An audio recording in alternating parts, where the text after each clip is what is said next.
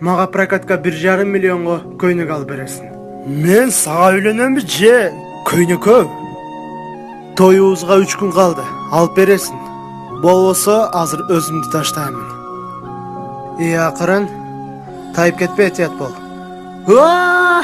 Джек, разымын. Көйнөк алып бербесең деле мейли. Мынча орсун салмаң сайда таштай. Мен өлгүм келбейт. Өпкөңдү зөн тарт, Джек. Джек өлүп калыптыр. Менин кызым менен кантип таанышып калдың?